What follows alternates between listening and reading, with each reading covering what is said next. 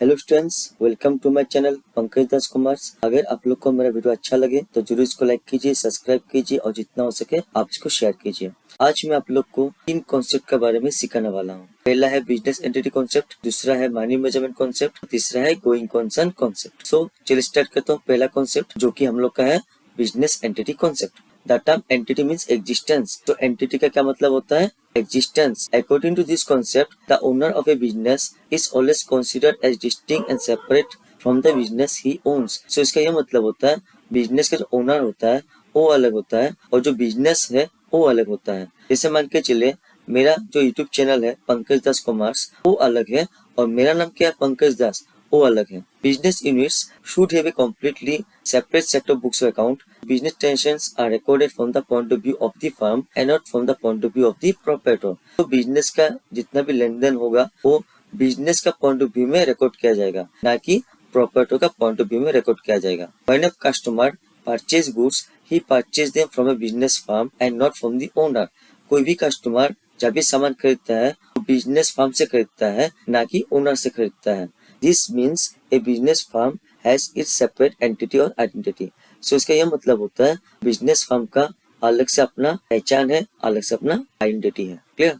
Importance, utility, role of business entity concept. Business entity concept का importance और role क्या होता है चलिए देखता हूँ। This concept facilitates the recording of transaction taking place between the business and the proprietor. So एक business और एक प्रोप्राइटर के बीच में जितना सा लेन देन होगा उसको रिकॉर्ड करने के लिए कौन हेल्प करेगा? Business entity concept. This is done for opening of capital account and drawing account. और ये काम कैसे होगा? कैपिटल अकाउंट ड्रॉइंग अकाउंट को ओपन करके। एक जो पॉइंट है वो क्या है? It enables the accountant to prepare the financial statement of a business entity to show the performance and the financial position of the enterprise only.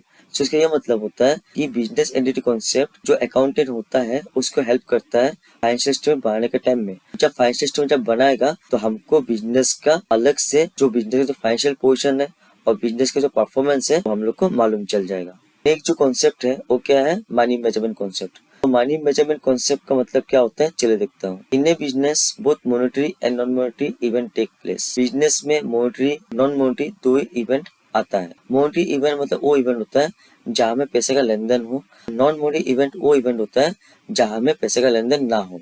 According to money measurement concept, only those events which are capable of being expressed in terms of money are recorded in the books of account. So money measurement concept के हिसाब से जितना भी transaction, जितना भी event जो money में express किया जाएगा वही मनी मेजरमेंट कॉन्सेप्ट के अंदर में आता है।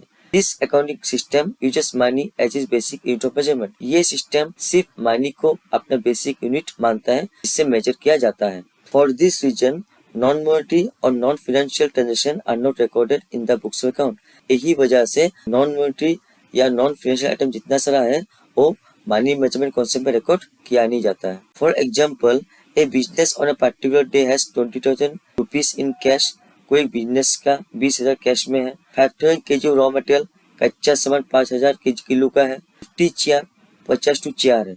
In order to make a record of this item, यही सब आइटम का रिकॉर्ड करने के लिए this will be have to be express in monetary terms. So यही सब आइटम को मॉनेटरी टर्म्स पे कन्वर्ट किया जाता है। जैसे मान के चले कैश 20,000 का है, रॉ मटेरियल 25,000 का है, चेयर 5,000 रुपया का है।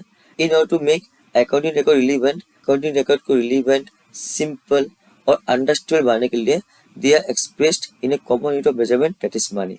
सो इसलिए सबको कॉमन यूनिट में एक्सप्रेस किया गया है जिसको नाम दिया है money.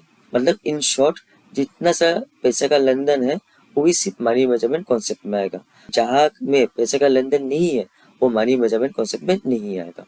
Importance, role, utility of money measurement concept. So money measurement concept का इंपॉर्टेंस क्या होता है चलिए देखता हूँ। Money measurement is the communicating process of the activities of a firm. So एक फर्म का जितना सारा एक्टिविटी होता है उसका कम्युनिकेटिंग प्रोसेस कौन होता है? Money measurement. As the value of asset and liabilities of a business concern can be converted into monetary units, the total of assets and total liabilities can be computed. जेहेतु business का जो assets होता है, जो liability होता है उसको आप कन्वर्ट कर सकते हैं मनी में। सो इसी वजह से बिजनेस का जितना एसेट्स है, जितना सा लायबिलिटी है, आप उसका कैलकुलेशन इजीली कर सकते हैं। Since money is the common measuring units, it makes the recording and comparison possible.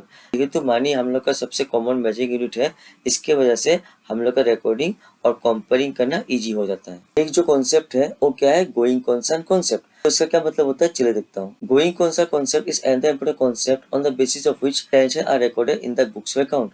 So going concern concept एक अलग से इंपॉर्टेंट कॉन्सेप्ट होता है, जिसका बेसिस में इतना सा बिजनेस का लेन देन होता है उसको रिकॉर्ड किया जाता है। सो इसका क्या मतलब होता है, देखिए जैसे मेरा जो यूट्यूब चैनल है कि नहीं, पंकज दास कॉमर्स, ये चैनल मैं कितना दिन चलाऊंगा, जब तक मैं जिंदा रहूंगा तब तक मैं आप लोग के लिए वीडियो बनाऊंगा, चलाते ही रहूंगा, है कि नहीं। मैं ऐसा नहीं होगा आज चैनल खोला काल बंद कर दिया। तो कोई भी बिजनेस जब भी स्टार्टिंग करे, जब भी चलाता है, वो ये सोच के चलाता है कि मैं अपना बिजनेस लॉन्ग टर्म चलाऊंगा। जैसे मैं अपना यूट्यूब चैनल लॉन्ग टर्म चलाऊंगा आप लोग के लिए, आप लोग को मैं अच्छा इंपोर्टेंट नोट दूंगा, थ्योरी सिखाऊंगा, प्रैक्टिकल सिखाऊंगा। तो चैनल में जब तक जिंदा हूँ मैं तब तक इसको चलाता जाऊंगा जितना हो सके हमसे, है कि नहीं। तो वो जो कॉन्सेप्ट है इसको बोला गया है गोइंग कंसर्न कॉन्सेप्ट, ठीक है। While recording business transaction in the books account, it is assumed that the business will be carried on for long time to carry its objectives. So इसका ये मतलब होता है, जब भी बिजनेस में कोई एक ट्रांजेक्शन का रिकॉर्ड किया जाता है, हम लोग ये मान के रिकॉर्ड करता है कि हम लोग का बिजनेस लॉन्ग टर्म चलेगा, आगे भी हम लोग का बिजनेस चलेगा, उसको बेसिस में रख के हम लोग ट्रांजेक्शन को रिकॉर्ड करते हैं। जैसे फॉर एग्जाम्पल, अगर मैं बैंक के पास जाता हूँ लोन लेने के लिए, तो बैंक हमको लोन दे देगा। तो बैंक हमको पूछे तुमको कितना साल का लोन चाहिए, 2 साल, 3 साल, 5 साल, 10 साल, तो मैं जितना साल का बोलूंगा हमारा टर्म एंड कंडीशन को देख के बैंक उतना साल का आपको लोन दे देगा। बैंक को तो ये मालूम भी नहीं है कि मैं बिजनेस में कब तक कंटिन्यू रखूंगा, तभी बैंक हमको लॉन्ग टर्म लोन दे देगा। तो उसी कॉन्सेप्ट, तो बैंक भी जानता है कि कोई बंदा अगर लोन लेने के लिए आया बिजनेस का, तो बंदा लॉन्ग टर्म के लिए अपना बिजनेस चलाएगा।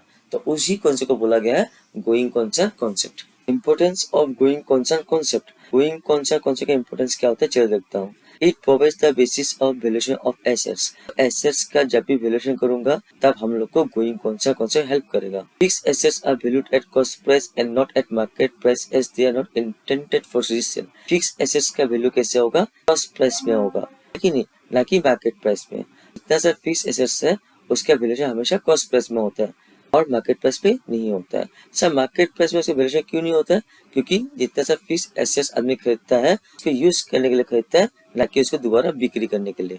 नेक्स्ट जो पॉइंट है उसमें क्या बोला, this concept enables the use of historical cost as a principle basis for recording the transaction. ये जो गोइंग कॉन्सेप्ट जो है, ये हम लोग का जो हिस्टोरिकल कॉस्ट है, मतलब पास्ट कॉस्ट, तो उसका इस्तेमाल करता है जब भी वो ट्रांजैक्शन रिकॉर्ड करता है। It helps the investor in providing capital to a business. तो गोइंग कॉन्सेप्ट क्या करेगा, जितना सा इन्वेस्टर है उसको हेल्प करेगा बिजनेस का कैपिटल में इन्वेस्ट करने के लिए। Investor are issued to the business enterprise will continue to function as an expected manner and will give them return in future. तो जितना सा इन्वेस्टर है ये एश्योरेंस रखता है कि हम लोग का जो बिजनेस है, जो बिजनेस में हम लोग इन्वेस्ट किया है, वो बिजनेस कंटिन्यू रहेगा और अच्छा खासा रिटर्न हम लोग को भी मिलेगा। कौन एज्यूम करता है, इन्वेस्टर एज्यूम करता है। क्लियर।